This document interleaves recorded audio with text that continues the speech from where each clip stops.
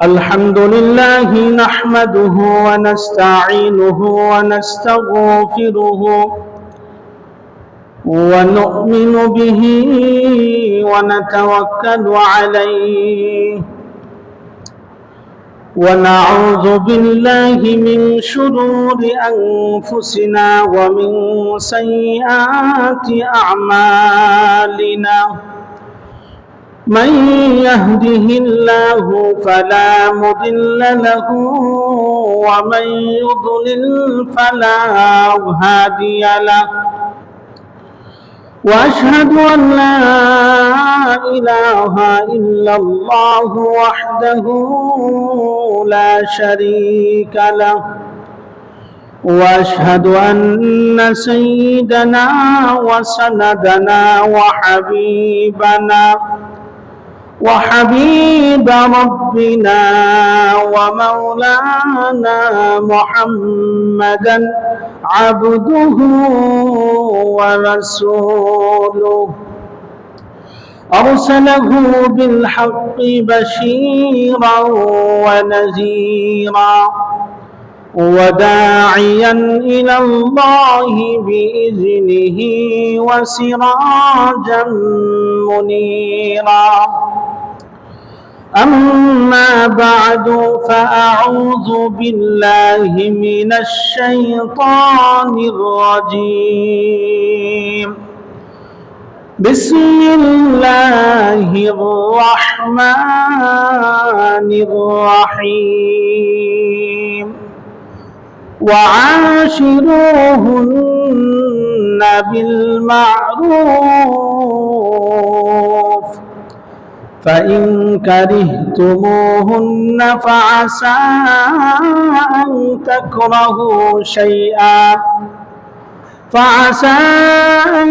تكرهوا شيئا ويجعل الله فيه خيرا كثيرا صدق الله العظيم. وعن عائشة رضي الله تعالى عنها قالت قال رسول الله صلى الله عليه وسلم خيركم لأهله وأنا خيركم لأهلي وإذا مات صاحبكم فدعوه أو كما قال عليه الصلاة والسلام. সকলে মহব্বতের সাথে দরুদ ইব্রাহিম একবার পড়ি। আল্লাহুম্মা সাল্লি আলা মুহাম্মাদ ওয়া আলা আলি মুহাম্মাদ কামা সাল্লাইতা আলা ইব্রাহিম ওয়া আলা আলি ইব্রাহিম إنك حميد مجيد. اللهم بارك على محمد وعلى آل محمد كما باركت على إبراهيم وعلى آل إبراهيم إنك حميد مجيد.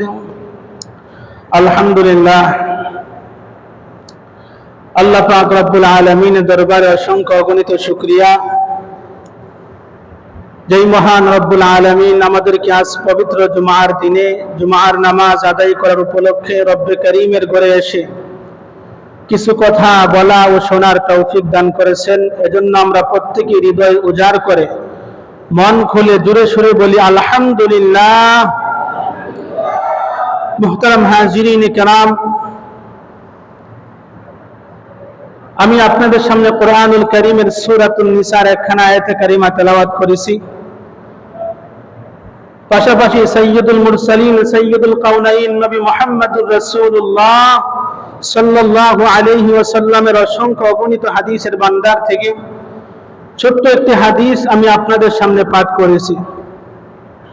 আল্লাহ পাক রব্বুল আলামিন যদি আমাকে তৌফিক দান করেন, এই আয়াত এবং হাদিসটুকু সামনে নিয়ে নির্ধারিত বিষয়ের উপর সংক্ষিপ্তভাবে আলোচনা করার চেষ্টা করব। ওমা তাওফীকি ইল্লা বিল্লাহ। মুহতারাম হাজিরিন কিরাম, আমরা গত জুমায় আলোচনা শুনতেছিলাম বিবিদের অধিকার নিয়ে, তাদের হক নিয়ে। গত জুমায় প্রায় 5টি হক নিয়ে আমি আলোচনা করেছি। জানি না আপনাদের কতটুকু স্মরণ আছে। দেখেন, শরীয়তের একটা মাসআলা হচ্ছে মা বাবার খেদমত করা কোন কোন সময় ফরজ, কোন কোন সময় ওয়াজিব, কোন কোন সময় সুন্নত। আর বিবির খেদমত করা সব সময় ফরজ। কথাটা শুনতে একটু ব্যতিক্রম লাগে। বিবির খেদমত করা সব সময় ফরজ। মা বাবার যদি সামর্থ্য থাকে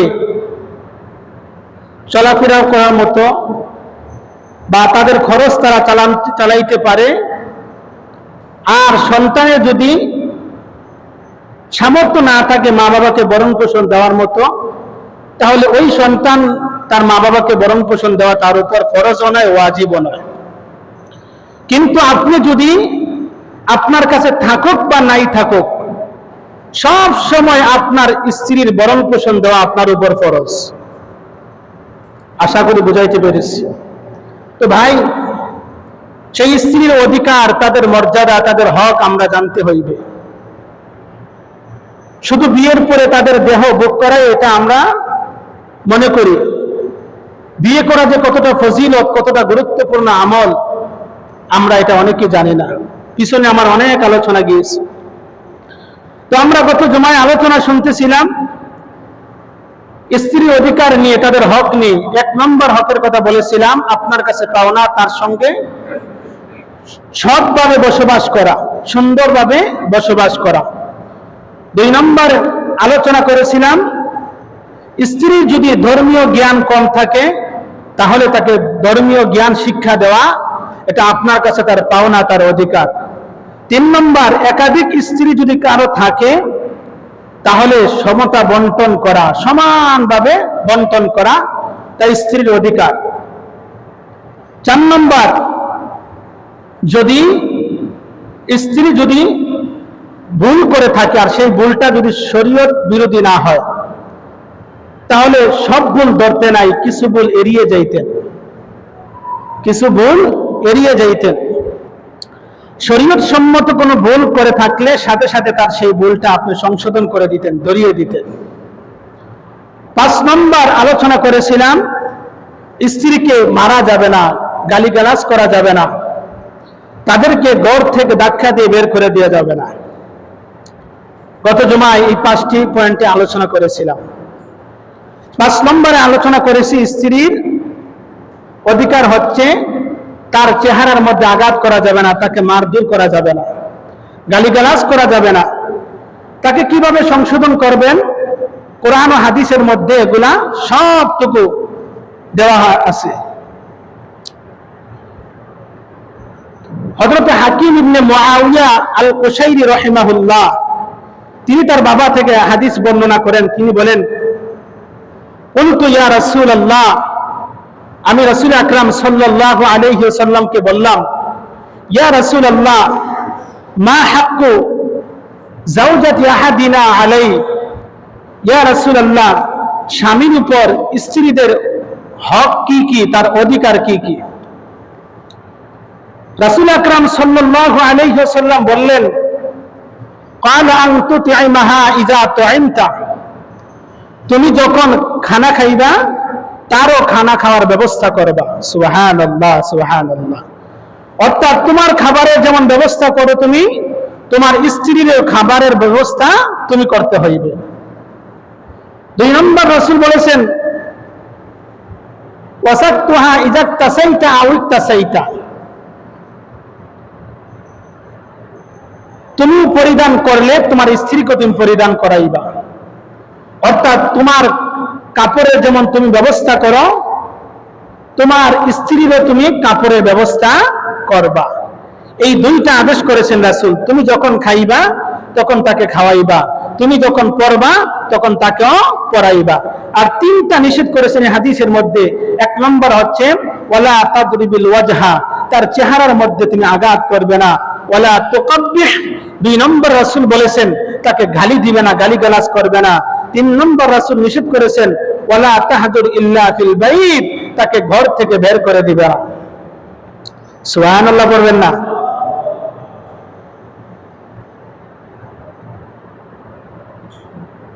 তো মুহতারাম হাজিরিনে কেরাম, তাকে ঘর থেকে বের করে দিবে না। আমরা গত জুমায় বলেছি অনেকে গালিগালাজ তো করি, পাশাপাশি স্ত্রীর উপর আঘাতও করি। কথা বলেন ঠিক কিনা? আমরা এরকম স্বভাবের মানুষ আছে কিনা ভাই সমাজের মধ্যে? দেখেন, যারা বিবিদেরকে মারধর করে, পিটায়, তাদেরকে রাসূল আকরাম সাল্লাল্লাহু আলাইহি ওয়াসাল্লাম অনেক শরম দিয়েছেন, লজ্জা দিয়েছেন।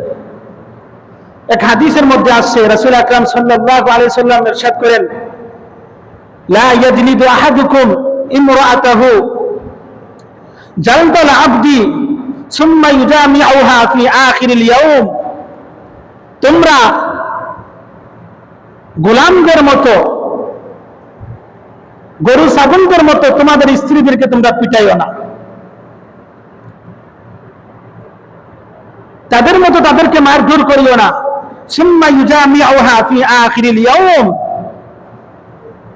কারণ দিন শেষে তাদের কাছ থেকেই তোমরা প্রশান্তি লাভ করো, তাদের কাছেই আবার যাও। লজ্জা করে না তোমাদের? দিনের বেলা বউকে অনেক মারধর করলেন, গালিগালাজ করলেন, রাত্রিবেলা আবার এই বিবির কাছে গেলেন শান্তি পাওয়ার জন্য। রাসূল এই বলে লজ্জা দিয়েছেন। তো মুহতারাম হাজিরিনে কেরাম, বিবির চেহারার মধ্যে আঘাত করা যাবে না, বিবিকে মারধর করা যাবে না, গালিগালাজ করা যাবে না, তাকে নসিহত করবেন, নসিহত করবেন। এই হচ্ছে বিবির 5 নম্বর অধিকার, তাকে নসিহত করা, তাকে মারধর না করা, এটা আপনার কাছে তার পাওনা, তার অধিকার। 6 নম্বর হচ্ছে মাঝে মাঝে স্ত্রীর সঙ্গে বসে আপনার রসিকতা করবেন, একটু ফুর্তি করবেন, আনন্দ করবেন, গল্প গুজার করবেন। তবে সেটা শরীয়ত সম্মত হইতে হবে। আপনি শুধু টিভি সিনেমা, নাটক, সিনেমার গল্প আপনি স্ত্রীর সঙ্গে করলে এটা বৈধ নয়। শরীয়ত সম্মত যত গল্প আছে এগুলা স্ত্রীর সঙ্গে আপনি করেন। দেখেন, সহিহ বুখারী শরীফের বর্ণনায় আসছে, আম্মা জান আয়েশা সিদ্দিকা রাদিয়াল্লাহু তাআলা আনহা বলেন, রাসূল আকরাম সাল্লাল্লাহু আলাইহি ওয়াসাল্লাম আমাকে বড় এক ঘটনা শুনিয়েছেন, বিশাল বড় এক ঘটনা। নবী সাল্লাল্লাহু আলাইহি ওয়াসাল্লাম বললেন, আয়েশা, আমি কি তোমাকে অতীত জগতের 11 বিবির গল্প বলবো না, গল্প শোনাবো না? রাসূল আকরাম সাল্লাল্লাহু আলাইহি ওয়াসাল্লাম বলে, আয়েশা শোনো, অতীত জগতের 11 বিবি তারা এক জায়গায় বসেছিল। তারা এই এক জায়গায় বসে তারা প্রত্যেকেই এই কথার উপরে একমত হয়েছে যে কেউ কারো স্বামীর ব্যাপারে কোনো বিষয় গোপন রাখবে না, স্বামীর ব্যাপারে কোনো জিনিস গোপন রাখবে না, সব কিছু বলবে সবার সামনে। রাসূল আকরাম সাল্লাল্লাহু আলাইহি ওয়াসাল্লাম এই কথা বলার পর আম্মা জান হাসতেছেন, বললেন, তারা এক এক করে 10 বিবি, তারা প্রত্যেকের স্বামীর কোনো কথা গোপন রাখে নাই, সব কথা বলে ফেলেছে। 11 নম্বর বিবির পালা এবার। 11 নম্বর বিবি তার স্বামীর ব্যাপারে বলতে গিয়ে বলেন, আমার স্বামীর ব্যাপারে আর কি বলবো, আমার স্বামী হচ্ছে আবু জারা, সে এতটা ভালো মানুষ। দেখেন কেমন গুণগান করতেছে, কেমন প্রশংসা করতেছে স্বামীর। সে এতটা ভালো মানুষ যে আমাকে এত বেশি পরিমাণ সোনা গহনা দিয়েছে, আমার কানগুলা বাড়ি হয়ে গিয়েছে, আর আমি এতটা আনন্দিত হয়েছে, আমি নিজেকে নিজে অনেক গর্বিত হয়েছে। শুধু তাই নয়, আমার স্বামী আমাকে এমন একটা গরিব পরিবার থেকে নিয়ে আসছে, যেই পরিবারের মধ্যে শুধু কয়েকটা বকরির মালিক শুধু তারা ছিল। এমন একটা গরিব পরিবার থেকে আমাকে নিয়ে অত্যন্ত ধনী একটা পরিবারের মধ্যে আমাকে নিয়ে আসছে, যেই পরিবারের মধ্যে সর্বক্ষণ সব সময় শুধু ঘোড়ার আওয়াজ শোনা যায়। এতে বোঝা যায় তাদের অনেক ঘোড়া, তারপরে বললেন যে এই পরিবারের মধ্যে সব সময় শুধু উটের হাওদার আওয়াজ শোনা যায়, এতে বোঝা যায় অনেক উট এই পরিবারের মধ্যে। তৎকালীন সময়ে যাদের বেশি ঘোড়া আর উট ছিল তারা ওই এলাকার মধ্যে সবচাইতে ধনী পরিবার হিসাবে গণ্য করা হইতো। তো তিনি এই কথাই বুঝাইতে চাচ্ছেন, এই গরিব পরিবার থেকে আমাকে এত ধনী পরিবারে নিয়ে আসছে, যেই পরিবারের মধ্যে সর্বক্ষণ শুধু ঘোড়ার আওয়াজ আর উটের হাওদার আওয়াজ শোনা যায়। শুধু তাই নয়, সরষা মারার শুধু খসখসে আওয়াজ শোনা যায়। সরষা মারা আমি নিজেও দেখেছি, আর মুরব্বীরা তো এমনি দেখেছেন, তারা অনেক কাজ করেছেন, যে ধান চতুর্দিকে ছিটাইয়া মাঝখানে একটা খোটা বসাইয়া 4-5টা গরু দিয়ে চতুর্দিক দিয়ে ঘুরিয়ে ওই আপনার ধানের ছড়া থেকে ধানটা আলাদা করে ফেলে। তো সরষা মারার খসখসানি আওয়াজ সবসময় লেগেই থাকতো। তো ওই 11 নম্বর বিবি বলতেন যে আমার স্বামী এতটা ভালো মানুষ আমাকে এই ধনী পরিবারের মধ্যে রেখেছে, এই সম্পদের মধ্যে রেখেছে, সর্বশেষ সে আমাকে তালাক দিয়েছে। সর্বশেষ এত সময় স্বামীর অনেক গল্প গুজার করেছে, গুণগান গেয়েছে, সর্বশেষ যে কথা বলেছে সে আমাকে শেষে দিয়ে তালাক দিয়েছে। তো এই কথা বলে আম্মা জান আয়েশাকে একটু হাসালেন। রাসূল আকরাম সাল্লাল্লাহু আলাইহি ওয়াসাল্লাম তখন বললেন, আয়েশা, ওই 11 নম্বর বিবির স্বামী তার বিবির কাছে যতটা ভালো মানুষ, আমি নবীও পুরা দুনিয়ার মধ্যে তোমার কাছে সবচাইতে ভালো স্বামী। তবে তার মধ্যে আর আমার মধ্যে পার্থক্য হচ্ছে, সে তার বিবিকে তালাক দিয়েছে, আমি তোমাকে তালাক দিব না। সুবহানাল্লাহ, সুবহানাল্লাহ।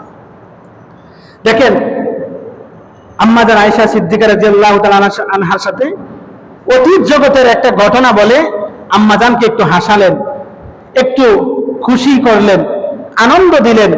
তা আমরা কি বলে আনন্দ দিব? নাটক সিনেমার ঘটনা বলে আমরা আনন্দ দিব না, কি বলে আনন্দ আমরা স্বামী স্ত্রী গল্প গুজার করব? হাদিস থেকে আসলে আমরা জানি, এক হাদিসের মধ্যে বর্ণিত হয়েছে যে আম্মা জান আয়েশা সিদ্দিকা রাদিয়াল্লাহু তাআলা আনহা নবীজি সাল্লাল্লাহু আলাইহি ওয়াসাল্লামের মন ভালো দেখে নবীজির কাছে বসছিলেন। দেখে নবীজির মনটা অত্যন্ত ভালো। তা আমাদের বিবিরা স্বামীর যদি মন ভালো থাকে তো আবদার করে যে আমাকে একটা জামা কিনে দিবেন, একটা শাড়ি কিনে দিবেন, আর না কিছু কসমেটিক কিনে দিবেন। সুযোগ বুঝে তারা আবদার করে। দেখেন, নবীর বিবি আম্মা জান আয়েশা সিদ্দিকা রাদিয়াল্লাহু তাআলা আনহা নবীজির মনটা ভালো দেখে নবীজিকে বললেন, ইয়া রাসূলুল্লাহ, ওগো নবী, আপনি আমার জন্য একটু দোয়া করেন। সুবহানাল্লাহ, সুবহানাল্লাহ। রাসূল আকরাম সাল্লাল্লাহু আলাইহি ওয়াসাল্লাম আম্মা জান আয়েশা সিদ্দিকা রাদিয়াল্লাহু তাআলা আনহার জন্য দোয়া করলেন, আল্লাহুম্মা ইগফির লি আয়েশা, হে আল্লাহ, আপনি আয়েশাকে maaf করে দেন, তার সামনের পিছনের তার গোপনীয় প্রকাশ্যে যা গুনাহ আছে সব গুনাহ আপনি তাকে maaf করে দেন। এই দোয়া শোনার পর আম্মা জান আয়েশা সিদ্দিকা রাদিয়াল্লাহু তাআলা আনহার মনের মধ্যে এতটা আনন্দিত হয়েছে, তিনি এতটা আনন্দিত হয়েছে যে মনের মধ্যে এতটা ফুর্তি এসেছে, তিনি হাসতে হাসতে নবীজির শরীর মুবারকের মধ্যে পড়ে গিয়েছে। সুবহানাল্লাহ, সুবহানাল্লাহ। এবার রাসূল আকরাম সাল্লাল্লাহু আলাইহি ওয়াসাল্লাম যে কথাটুকু বলেছেন, এটা আমাদের প্রত্যেকের স্মরণ রাখা দরকার। বালিশের সাথে মাথা যখন লাগাইবেন তখন একটু চিন্তা করুন রাসূল কি বলেছে। আম্মা জান জন্য এই দোয়া করার পর রাসূল আকরাম সাল্লাল্লাহু আলাইহি ওয়াসাল্লাম ডাক দিয়ে বলেন, ও আয়েশা, শোনো, আমার দোয়া তোমাকে অনেক আনন্দিত করেছে, অনেক আনন্দ দিয়েছে। আম্মা জান বললেন, আপনার দোয়া আবার কাকে আনন্দ দেয় না? সকলকে এটা আনন্দ দেয়। তখন বলল, আয়েশা, আজ আমি তোমার জন্য যে দোয়াটুকু করেছি, আমি যতবার নামাজ পড়ি, যতবার আমি নবীর দোয়া করি, প্রত্যেক দোয়ার সময় তোমার জন্য যেভাবে দোয়া করেছি, তোমার গুনাহ আল্লাহ যেন মাফ করে দেয়, সামনের পিছনের গোপনীয় প্রকাশ্যে সব গুনাহ যেন আল্লাহ ক্ষমা করে দেয়। অবিকুল আমি আমার উম্মতদের জন্য যতবার দোয়া করেছি, যতবার নামাজ পড়েছি, ততবার আমার উম্মতদের জন্য আমি এই দোয়াই করেছি। বলুন না সুবহানাল্লাহ, সুবহানাল্লাহ। দেখেন, স্বামী স্ত্রী গল্প গুজার করার কারণে আজকে আমরা এই কথাটুকু পেয়েছি। রাসূল যতবার দোয়া করতেন, যতবার নামাজ পড়তেন, উম্মতের জন্য অবিকুল এই দোয়া করতেন। সুবহানাল্লাহ, সুবহানাল্লাহ। তো ভাই, স্ত্রীকে খুশি করার জন্য খুশির গল্প গুজার করা এটা সুন্নত। ছেলেমেয়েরা যখন ঘুমিয়ে পড়বে তখন স্ত্রীর সঙ্গে এইভাবে আপনি গল্প গুজর করবেন, তাকে আনন্দ দিবেন। এই হচ্ছে, যদি আপনি তাকে এইভাবে আনন্দিত করতে পারে, একটা সুন্নতের উপর আমল হবে, স্ত্রীর হক আদায় হবে। এই হচ্ছে স্ত্রীর 6 নম্বর অধিকার। 7 নম্বর স্ত্রীর অধিকার হচ্ছে, স্ত্রী যদি ভালো কাজে যাওয়ার অনুমতি চায় তাহলে তাকে অনুমতি দেওয়া, তাকে অনুমতি দেওয়া। ভালো কাজ বলতে যেমন স্ত্রী যদি বাবার বাড়িতে যাইতে চায়, অথবা দিনই কোনো নসিহা শুনতে, কোনো ওয়াজ মাহফিলে যাইতে চায়, অথবা আপনার কোনো জিকিরের মজলিসে যাইতে চায়, অথবা নেককার তার প্রতিবেশী আছে, নেককার তার আপনার আত্মীয় স্বজন আছে, তাদেরকে দেখতে যায়, এগুলা হচ্ছে ভালো কাজ। এগুলার অনুমতি যদি চায় আপনার কাছে, তাহলে 3 শর্তে তাকে অনুমতি দিয়ে দেওয়া, এটা আপনার উপর তার পাওনা, তার অধিকার। 3 শর্ত কি? 1 নম্বর শর্ত হচ্ছে, আপনার স্ত্রীকে যদি আপনি ধরে নেন ওয়াজ মাহফিলের মধ্যে যাইতে চায়, আপনার কাছে অনুমতি চাচ্ছে, যদি রাস্তাঘাটের মধ্যে আপনার কোন ধরনের কোন ফিতনা ফাসাদ যদি না থাকে, এই আশঙ্কা মুক্ত যদি আপনি থাকতে পারেন, এই হচ্ছে 1 শর্ত, আপনার বিবিকে আপনি অনুমতি দিতে পারেন। 2য় শর্ত হচ্ছে যে রাস্তার মধ্যে আমার স্ত্রীর সঙ্গে কোনো অঘটন ঘটে যাওয়ার যদি আশঙ্কা না থাকে। 3 নম্বর হচ্ছে রাস্তাঘাটের মধ্যে কোনো যুবক যাতে করে আমার স্ত্রীকে কোনো সমস্যা না করতে পারে, এমন, অর্থাৎ সব ধরনের যদি আপনি ফিতনা ফাসাদ থেকে আপনি মুক্ত থাকতে পারেন, এই আশঙ্কা মুক্ত যদি থাকতে পারেন, তারপর আপনার স্ত্রী যদি আপনার কাছে অনুমতি চায় কোনো ভালো কাজে যাওয়ার জন্য, অংশগ্রহণ করার জন্য, আপনাকে তাকে অনুমতি দিয়ে দেওয়া, এটা তার অধিকার, তার পাওনা আপনার উপর। এই হচ্ছে 7 নম্বর অধিকার। 8 নম্বর স্ত্রীর অধিকার হচ্ছে যে প্রয়োজন ছাড়া তার থেকে আলাদা না হওয়া, খুবই গুরুত্বপূর্ণ একটি অধিকার। প্রয়োজন ছাড়া তার থেকে আলাদা না হওয়া।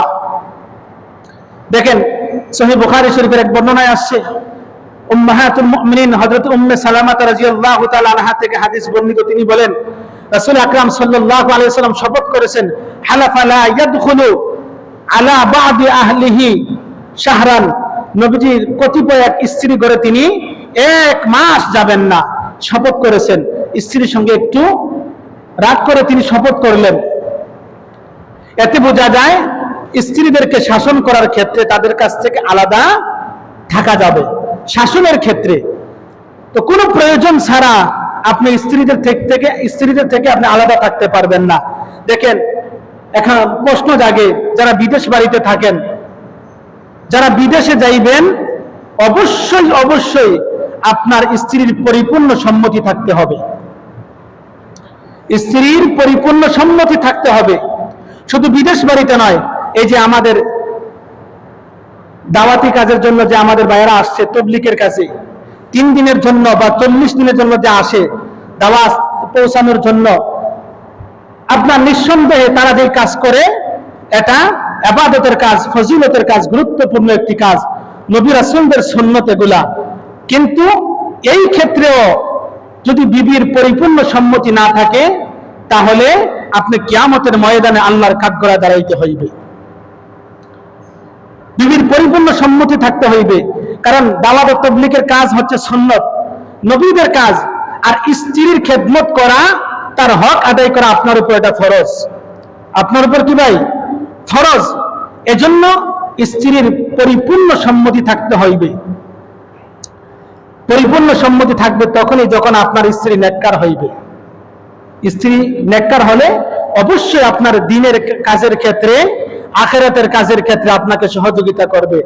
আমি পিছনে আলোচনা গিয়েছি, রাসূল বলেছেন, এক সাহাবী বলেছেন, ইয়া রাসূলুল্লাহ, সোনার উপর ব্যাপারে যখন আয়াত নাজিল হয়েছে, তখন রাসূল, এক সাহাবী বলছিলেন যে, ইয়া রাসূলুল্লাহ, আমরা কোনটা হাসিল করব, কোন সম্পদ আমরা অর্জন করব?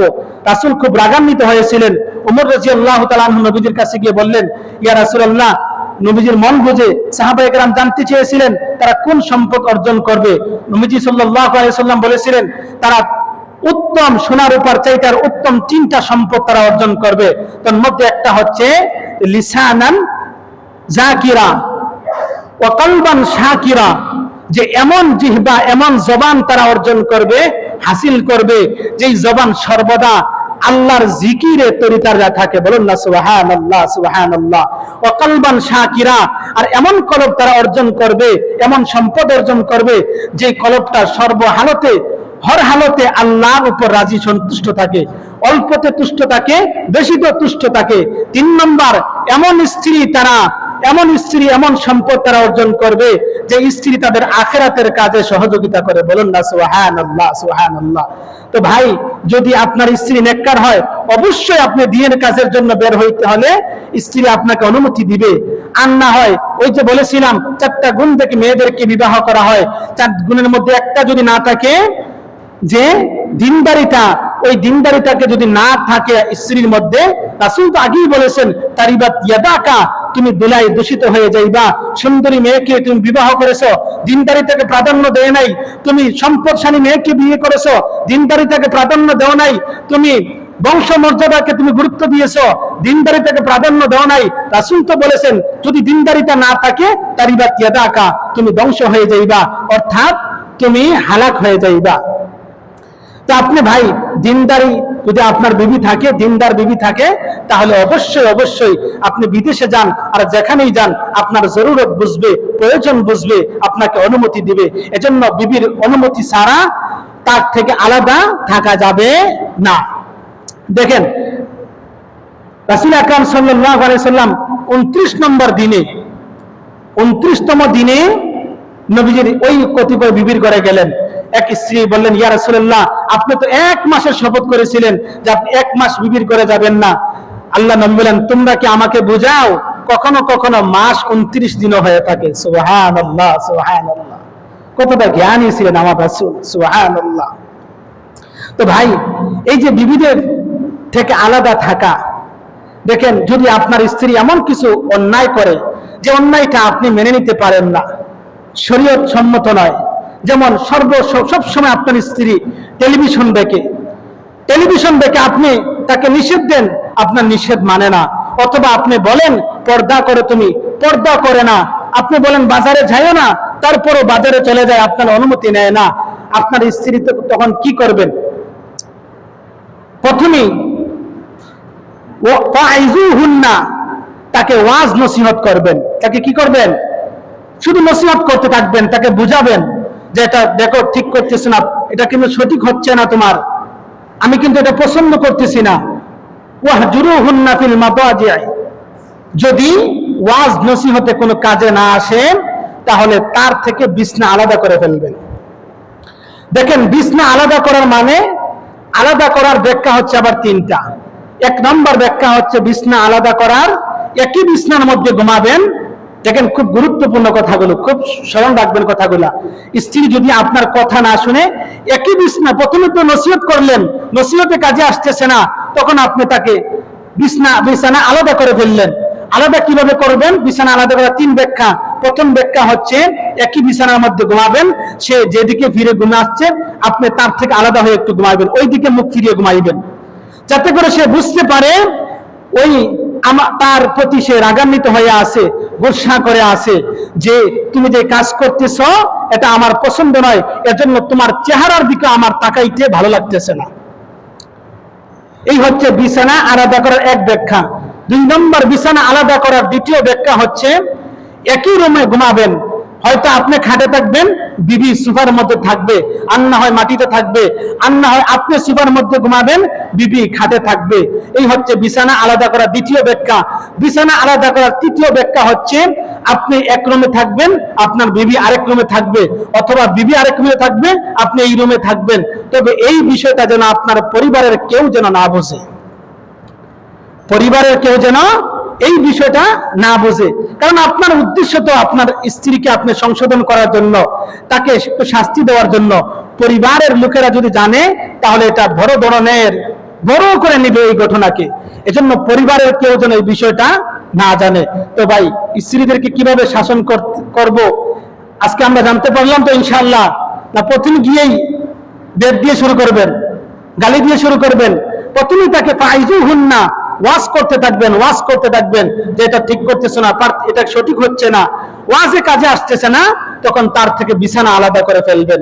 এরপরও যখন কাজে আসবে না, সংশোধনে আসে না, সে আপনাকে অবাধ্য করে চলতেছে, তারপরে তার পরিবারের লোকজনকে বিষয়টা অবগত করবেন। এরপরে যখন কাজে আসবে না, তখন তাকে তালাকের ব্যবস্থা করবেন। সব জিনিসের সমাধান আছে ইসলামের মধ্যে। তো ভাই যে আমরা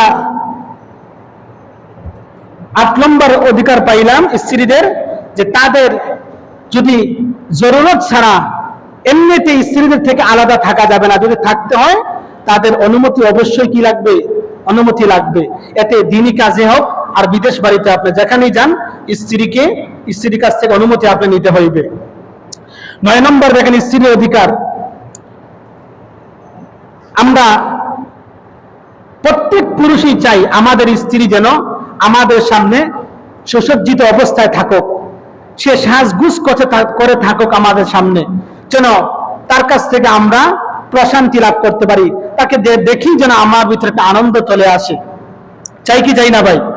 কিন্তু আমরা ঠিকই চাই আমাদের অধিকার আমরা যেই কোনো ভাবেই আমরা হাসিল করতে, আমরা যেভাবে চাই আমাদের স্ত্রী আমাদের সামনে সুসজ্জিত অবস্থায় থাকুক, সে সুন্দর কাপড় পরিধান করে থাকুক। একজন স্ত্রীও চায় তার স্বামী যেন তার সামনে সুন্দর একটা স্মার্ট পুরুষের মতো থাকে। সুবহানাল্লাহ, সুবহানাল্লাহ। এটাও স্ত্রীর অধিকার। হযরত ইবনে আব্বাস রাদিয়াল্লাহু তাআলা আনহুমা থেকে হাদিস বর্ণিত, তিনি বলেন রাসূল আকরাম সাল্লাল্লাহু আলাইহি ওয়াসাল্লাম ইরশাদ করেছেন যে ইন্নী লা উহিব্বু আন আতাজাওয়াজা লিল মারআতি, আমি যেমন আমার বিবিদের কাছে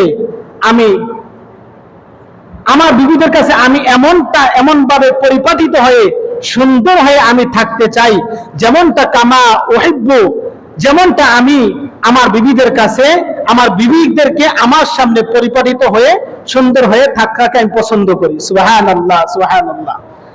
বিবিদেরকে যেভাবে আমার সামনে সুন্দর হয়ে সেজে গুজে থাকা আমি নবী পছন্দ করি, আমি নবীও আমার বিবির কাছে এমন পরিপাটিত হয়ে সুন্দর হয়ে স্মার্ট হয়ে আমিও থাকাটা আমি পছন্দ করি। সুবহানাল্লাহ, সুবহানাল্লাহ। আপনি যেভাবে আপনার বিবি আপনার কাছে সুন্দর হয়ে থাকা আপনি ভালোবাসেন, পছন্দ করেন, আপনার বিবির কাছেও এটাও আপনার বিবির পাওনা, আপনার বিবির অধিকার, আপনিও যেন তার সামনে সুন্দর হয়ে থাকেন।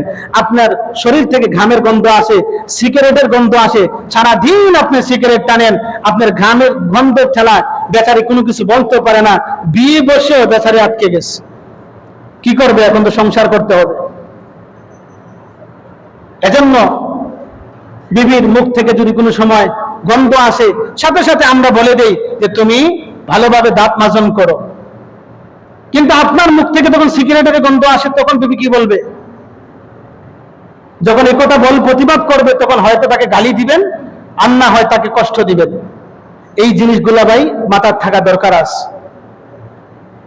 যাই হোক, আজকে আর আলোচনা লম্বা করার সময় নেই। আমরা 9 নম্বর অধিকার পর্যন্ত জানছি। একটা স্বামীর কাছে তার স্ত্রীর 19টা অধিকার রয়েছে, পাওনা রয়েছে। ইনশাআল্লাহ ধারাবাহিক আলোচনা চলবে। খারাপ লাগতেছে আপনাদের? জোরে বলেন, খারাপ লাগতেছে? এগুলো জানার দরকার আছে কিনা? প্রত্যেকটা স্বামী এগুলো জেনে বুঝে তার স্ত্রীর অধিকার আদায় করতে হবে। আর না হয় এই অধিকারের ব্যাপারে কিয়ামতের ময়দানে যেতুই আপনি নামাজ পড়েন না কেন, এই আলোচনা আজকে আসার কথা ছিল, সময় দিতেছে না। যতই আপনি নামাজ পড়েন না কেন, রোজা রাখেন না কেন, হাসরের ময়দানে এই স্ত্রীর অধিকার আদায় না করার কারণে আল্লাহর কাঠগড়ায় আপনাকে দাঁড়াইতে হইবে। এজন্য ভাই এগুলা জেনে স্ত্রীর মর্যাদা, স্ত্রীর সম্মান আমরা রক্ষা করব। আল্লাহ তাআলা যেন আমাদেরকে তৌফিক দান করেন, বলেন আমিন সুম্মা আমিন। ওয়া আখিরু দাওয়ানা আলহামদুলিল্লাহি রাব্বিল আলামিন। যারা সুন্নাত পড়েন নাই সুন্নাত পড়ে নেন।